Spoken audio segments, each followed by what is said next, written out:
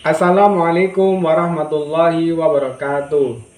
Terima kasih, salam sejahtera untuk kita semua. Semoga kita selalu diberi kesehatan oleh Allah Subhanahu wa Ta'ala. Perkenalkan, nama saya Ridwan Al-Wahidin dengan NIM 1120041. Program studi Hukum Keluarga Islam Fakultas Syariah. Dari mata kuliah Sejarah Peradilan Islam dengan dosen pengampu Ibu Uswatun Hasanah MSI yang bertemakan tentang saatnya yang mudah bicara sejarah. Oke guys, kita lanjut ke peradilan pada masa Rasulullah SAW. Setelah Nabi Muhammad SAW diangkat menjadi Rasul, mulailah beliau menyampaikan risalah dakwah kepada penduduk Mekah, terutama masalah akidah selama 13 tahun. Kemudian Allah memerintahkan kepada Rasulullah SAW untuk hijrah ke Madinah untuk menyampaikan risalah dakwahnya.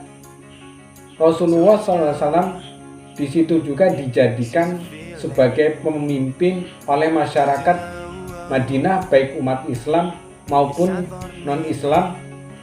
Nabi Muhammad SAW merupakan satu-satunya sumber dari segala hukum dan tata aturan, yaitu segala perbuatan dan ucapannya sangatlah diperlukan dalam kerangka penegakan dan pemeliharaan hak-hak masyarakat pada waktu itu, yang terkadang mengalami perselisihan dan persengketaan antar pemiliknya.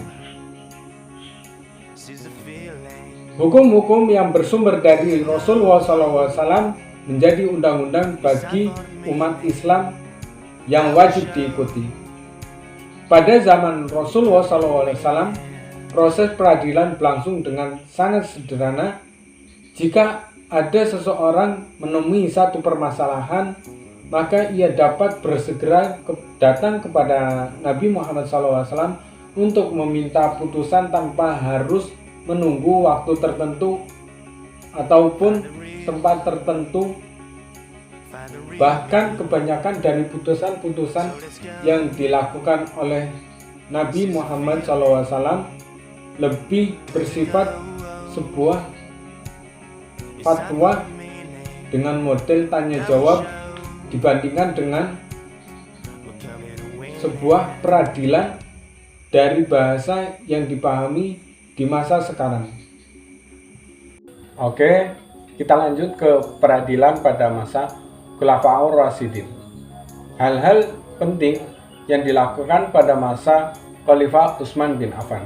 Yang pertama, mengkodifikasi Al-Quran setelah pengumpulan yang dilakukan oleh Abu Bakar atas usulan Umar bin Khattab.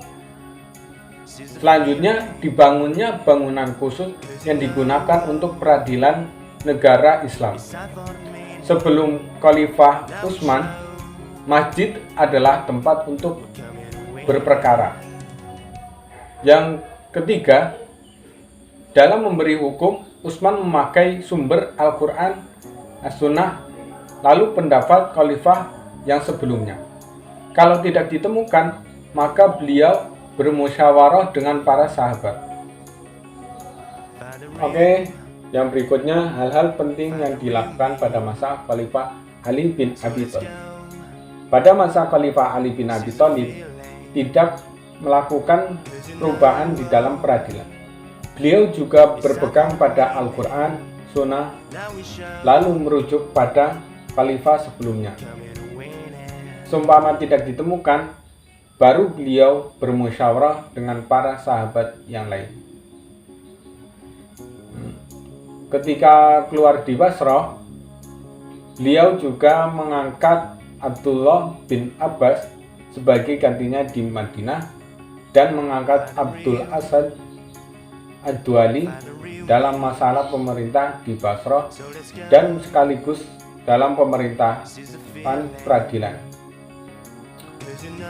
Ad-Duali diperintahkan untuk menyusun kitab tentang dasar-dasar ilmu nahwu. Baik, kita lanjutkan ke peradilan pada masa Bani Umayyah. Bentuk dan praktek peradilan pada masa Bani Umayyah. Yang pertama, hakim memutuskan perkara menurut hasil ijtihadnya sendiri dalam hal-hal yang tidak ada nas atau ijma. Kemudian, lembaga peradilan pada masa itu belum dipegang oleh penguasa. Hakim memiliki hak otonom yang sempurna, tidak dipengaruhi oleh keinginan penguasa sendiri. Oke, kemudian instansi dan tugas kekuasaan kehakiman di masa Bani Umayyah dikategorikan menjadi 3 badan, yaitu badan pertama Al-Qadha, yaitu tugas kehakiman dalam menyelesaikan perkara-perkara yang berhubungan dengan agama. Berikutnya Al-Mustasib, yaitu menyelesaikan perkara umum dan soal-soal pidana yang memerlukan tindakan cepat. Yang terakhir Al-Nazar fi Al-Mazalim, yaitu mahkamah tinggi atau mahkamah banding dari mahkamah di bawahnya atau Al-Qadha Al-Hisbah.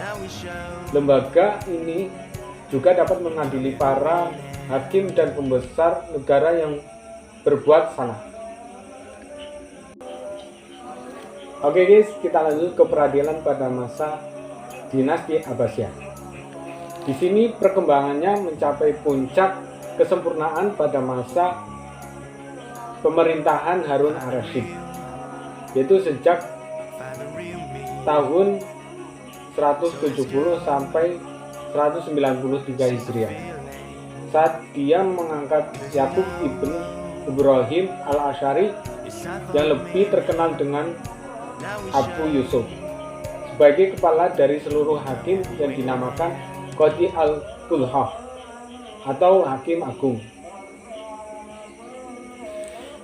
Oke, kita lanjut yang terakhir, yaitu peradilan pada masa Turki Utsmani. Dalam sistem dan struktur pemerintahan yang dibuat oleh Turki Utsmani adalah dengan kekuasaan tertinggi terdapat pada sultan, yang kemudian beliau dibantu oleh Perdana Menteri yang membawahi gubernur.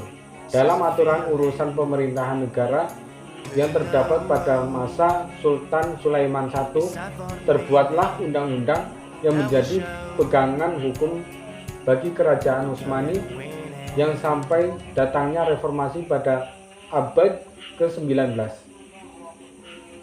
Memiliki kewenangan peradilan yang dibagi menjadi 2 jenis. Yang pertama, Qadhi adalah kewenangan hukum atau peradilan syariah.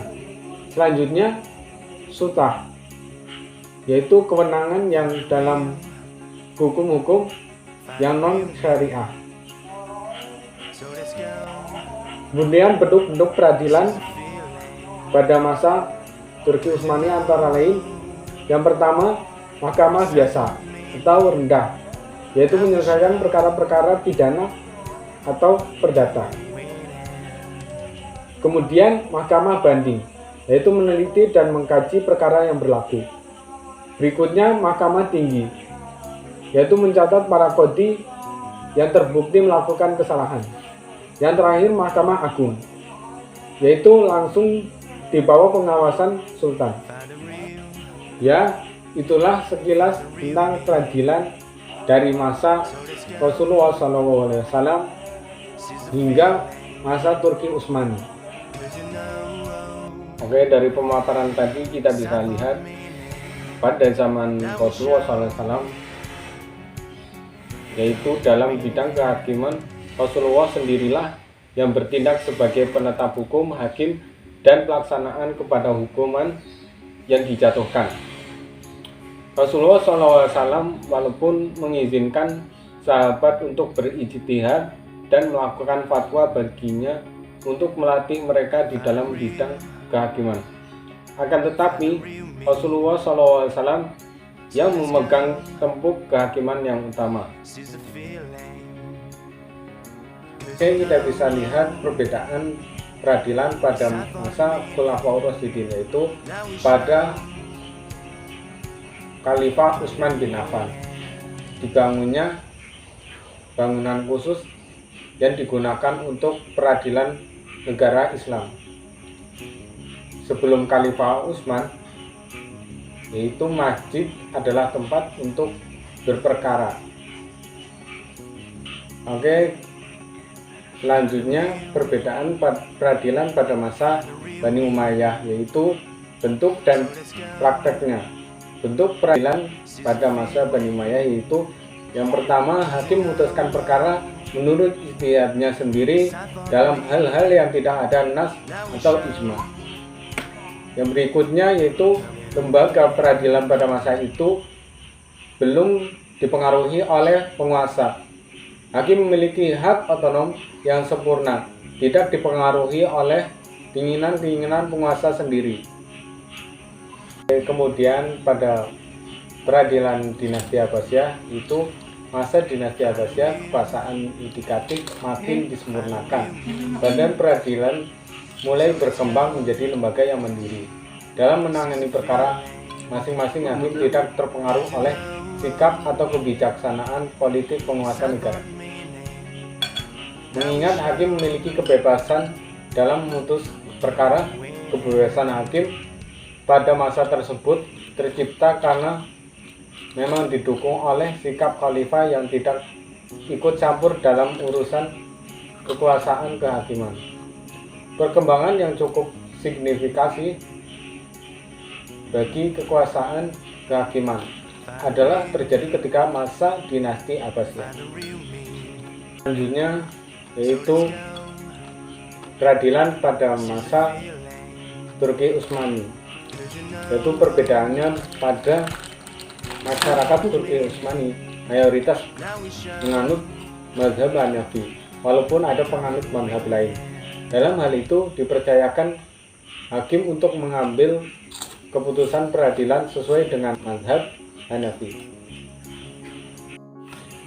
Oke, terima kasih. Semoga dari pemaparan tadi kita bisa dapat mengambil hikmah dan kecintaan kita terhadap sejarah dan agama makin bertambah.